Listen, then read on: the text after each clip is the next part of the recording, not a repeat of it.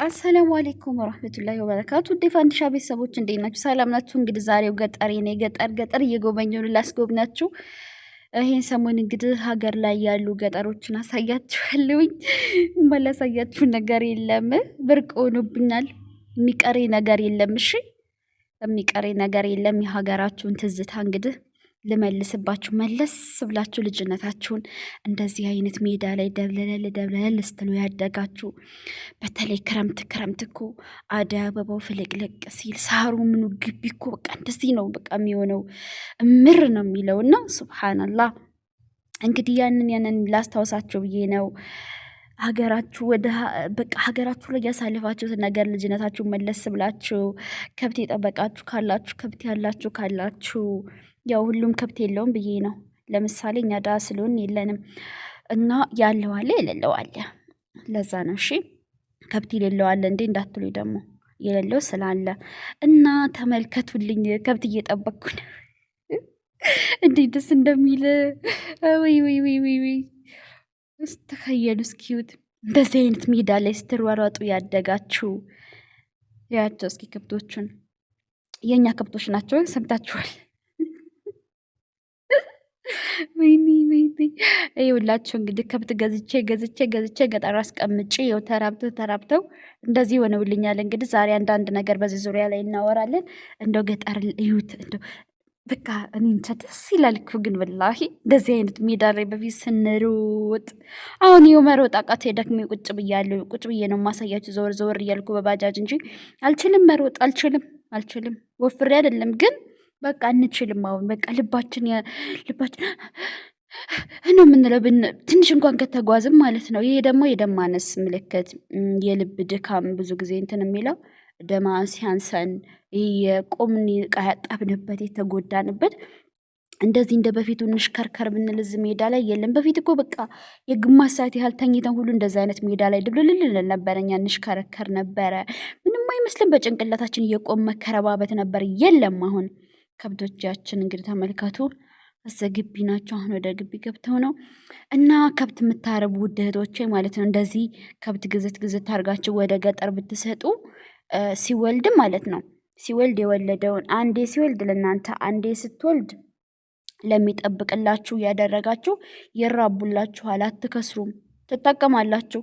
5 ከብት ለምሳሌ ወይ 3 ከብት ገዝታችሁ ብትሰጡ እናንተ እስከምትመጡ ድረስ ብዙ ከብት ይሆንላችኋል ውዶችዬ። እንደ ቀልድ አትዩት። ይሄ ከብት እርባታ የሚለው ብቻ ይሄ ለራሳችሁ አርቡ የሚለው አይደለም። እኛ ለውጭ ለምሳሌ ከሆናችሁ ሀገር ስገቡ ችግር የለም። ከብት ማርባት የምትፈልጉ አርቡ፣ ግቢ ያላችሁ ግን ማለት ነው እዛው አረብ ሀገር ሆናችሁ እዚህ ካሁን እንደዚህ ከብት ገዝታችሁ ለጠባቂ ብትሰጡ በቃ ይኸው እንደዚህ እየተወላለዱ አንዴ ስትወልድ ጠባቂ ይወስዳል፣ አንዴ ስትወልድ እናንተ ይሆናል። እንደዛ እያለ እየተባዛ ልክ እንደዚህ እንደኔ ህብቶች ሙሉ ከብት ይጠብቃችኋል። ሰምታችኋል? እንዴት ደስ እንደሚል ብታዩ። ወይኔ ሀገራችን ጥጃ እየጠባች ነው። እዚህ ጋር እናቷን ነው የምትመስለው፣ ቆንጅዬ ጥጃ። ወይ ጉዴ! ታውቃላችሁ የከብቶቹ እንትን እኮ አይጣልም ነበረ። ዳቦ ይጋገርበታል፣ እንጀራም ይጋግራል። እንጀራም ይጋግራል። ዶሮቹ ተመልከቱ። ዛሬ ግን አንድ ኩበት ማለት ነው አንዷ ኩበት ብዙ ብር የምታወጣው ይሸጣል። ድሮም ይሸጣል መሰለኝ ባለሳሳት የሌለው ሰው እና ይኸው እንደምታዩት እንግዲህ እንደዚህ ነው። ካልፈለጋችሁ ኩበታቸው ምናምን ኪካቸውም ማለት ነው በሻማ ሞልታችሁ ቆሻሻቸው ደረቅ ሲል ማለት ትንሽ ጠፍ ሲል እንዳያቆሸሻችሁ ትንሽ ደረቅ ሲል ለምሳሌ ዛሬ ያቆሸሹትን ከ3 ቀን በኋላ ታወጡትና እዚህ ጋር ደግሞ ውሃ እያጠጣን ነው ከብቶቻችንን እና ቆሻሻችን ስብስብ አድርጋችሁ በሻማ ትሞሉና ሳትጠፈጥፉት ማለት ነው። ከዛ በኋላ ሞልታችሁ ቆሻሻው ከነሱ በወጣ በ3 ቀኑ ምናምን ማለት ነው ሞልታችሁ በሻማ ከዛ በኋላ አጣራቅማችሁ ትደውሉና መኪና መጥቶ በኪሎ ይገዛችኋል። ኪሎ 60 ብር ይገዛችኋል። 1 ኪሎ 60 ብር አስባችሁታል? ያ ምንድነው የሚጠቀሙት? አትክልት የሚያለሙ ሰዎች ማለት ነው። ለአበባዋ ለተለያዩ አትክልቶች እንትን ይጠቀሙታል። ኮምፓስ ያ ይሄው ከብቶቻችንን ፀሐይ ልትገባን ይዘልን ይሄን ወደ ቤታችን እና ለኮምፓስ አትክልት እንዲመቸው አትክልቱ ቆንጆ እንዲሁ ምናምን አድርገው ይገዟቸዋል። ከፈለጋችሁ ደግሞ አድርቃችሁም ደግሞ መሸጥ ትችላላችሁ። በቃ የሚጣል ነገር የለም፣ ምንም የሚጣል ነገር የለም። የከብት ቆሻሻ ምናምን ድሮውን አይሸጥም፣ አይሸጥም። የከብት ቆሻሻ ድሮ አይሸጥም። አሁን ግን ጥርግርግ አድርጋችሁ ያቆሸሹት ሁሉ እሱ ሁሉ ይሸጣል እና ከከብት ምንም ኪሳራ የለ። ተመልከቱ ከብቶቻችን እንግዲህ እነዚህን ይመስላሉ። ወይ ጉዴ ፊት ይወጣ ስቀልድ የኔ ፊት አይደለም። እና ይሄው ተመልከቱልኝ ቀንዱና አያችሁት። ቢስሚላሂ ራህማን ራሂም። እሺ ሜዳው እንዴት ደስ እንደሚል ተመልከቱልኝ። ኢንሻአላህ ስትመጡ እዚህ አብረን እንዝናናለን ውዶችዬ። ይውላችሁ ይሄው አንዷለም ወለደች።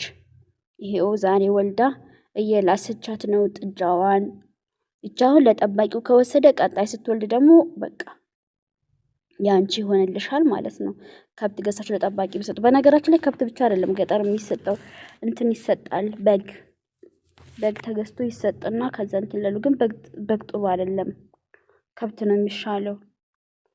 ከዛ ስትመጡ ደግሞ ማለት ነው ከብቶቻችሁን የእናንተ ስንት እንደደረሱ ታውቃላችሁ። ተፈለጋችሁ ትወስዳችሁ፣ ተፈለጋችሁ አሁንም እነሱ ጋር ይቀመጡላችሁ፣ አስቸግራችሁ ምናምን እየሸጣችሁ ምናምን ማለት ነው እያዋለዳችሁ። ከዛ ደግሞ ሌላው ጥቅም ምንድን ነው? እነሱ ጋር ተቀምጦ ሳለ ቅቤ ትወስዳላችሁ፣ ሄዳችሁ ወተት ትወስዳላችሁ። እነሱ ጋር ያኔ ሀገር ስትመጡ ማለት ነው ይሰጧችኋል። ሄዳችሁ ብትወስዱ ከብቶቻችሁ የተቀመጡበት ሀገር ገጠር ሄዳችሁ መውሰድ ትችላላችሁ ማለት ነው። በተለይ እዚህኛ አካባቢ ያላችሁ በጣም ሀሪፍ እኮ ነው። እኛ አካባቢ ወደ ጨፋ ምናምን አልሐምዱሊላህ እንደምታዩት ሜዳው በጣም ነው ደስ የሚለው። አልሐምዱሊላህ ደስ ይላል። ተመልከቱ ሳር እየበሉን። ጥጃው አደገች። እቺ በቀደም ተወለደች አልኳችሁ። አድጋ ይሄን አከላለች። ዛሬ ከብትና ከብት ብቻ ነው ማሳያችሁ። ነገ የሚገርም ነገር በቃ ሰሞኑን እስከምን ድረስ ነው ማሳያችሁ። በቃ አይቀረኝም፣ ሁሉንም ማስጎበኛችኋለሁ። እኔ ጎብኝቼማ እናንተ አይቀርባችሁም ውዶች። እንዴት ደስ እንደሚል ብታዩት መንፈስ ያድሳል። ሱብሃንአላህ ድሮ ምንም አይመስለን ነበር አይደለ? ሀገር እያለ ምንም አይመስለን ነበረ። ከብት ማየት እንደዚህ ሳር ማየት ለኛ እንደውም በቃ ሞኝ ነገር ሁሉ እስከሚመስለን ድረስ። እዚህ ግን አረብ ሀገር ኖራችሁ መታችሁ እዚህ በቃ ስትመጡ ብርቅ ነው የሚሆንባችሁ። ብርቅ በቃ ብርቅ ነው የሚሆንባችሁ።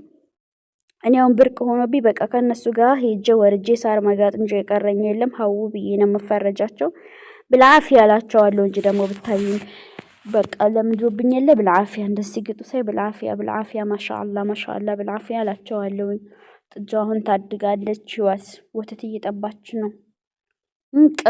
ቅቤያችሁን ቅብት ትላላችሁ። ቅቤ ደስ እንደሚል አዲስ ወተት ተገፍቶ ከዛ አዲስ የተገፋ አዲስ የወጣ ቅቤ ምንም ነገር ሳይነካው በቃ ወተቱን በውሃ በቀዝቃዛ ውሃ ከፍሪጅ በወጣ ውሃ ጥብጥብ አድርጋችሁ ቅቤውን ማለት ነው ወተቱ እንዲወጣላችሁ። ከዛ በኋላ ያንን ቅቤ በቃ ፀጉራችሁን ቀብት በቃ ትቀመጡና እንዳፍታ ለምሳሌ ጧት ተቀባችሁ በቃ ለዙሁራችሁ ሻወራችሁን ትወስዳላችሁ ማለት ነው። አሱቢን ትሰግዱና ትቀቡና ከዛ በኋላ ዙሁር ሲደርስ ትጠበብላችሁ በቃ ሶላታችሁን ትሰግዳላችሁ። ማቆየት የለበትም። ማቆየት በሽታ ነው፣ ጭንቅላት ይዘጋል፣ ጥሩ አይደለም። ማንኛውም ነገር ፀጉር ላይ የምንጠቀመው ነገር 1 ሰዓት 2 ሰዓት በዛ ከተባለ 3 ሰዓት ከዚህ በላይ መቀመጥ መግማማቱ አያስፈልግም፣ ጥቅም የለውም። ጥቅሙ እስኪቀልጥ ድረስ ነው። የሚቀልጠው ደግሞ እሱ ወደዛው ነው። ገና እየተቀባችሁ ራሱ ከስር ይቀልጣል። እየተቀባችሁ ተቀብታችሁ ሳታበቁ ከስር ውሃ እያጠጣናቸው እዚህ ጋር ተመልከቱ። ውሃ እያጠጣናቸው ነው። ሽፉ ሰደቃ ነው። ይሄ ሁሉ እኮ አጅር አለው። እነሱ እንደዚህ ባጠጣ ነው አጅር አለን። ስትመጡ እዚህ ቦታ ላይ አዝናናችኋለሁ የኔ ውዶች። እዚህ ቦታ ላይ ወስጄ ኧረ ገና ብዙ አሳያችኋለሁ። በቆሎ እየተጠበሰ ምናምን በቃ ሰሞኑን ገጠር አዝናናችኋለሁኝ። ቦታም ይዤላችሁ መጥቻለሁ።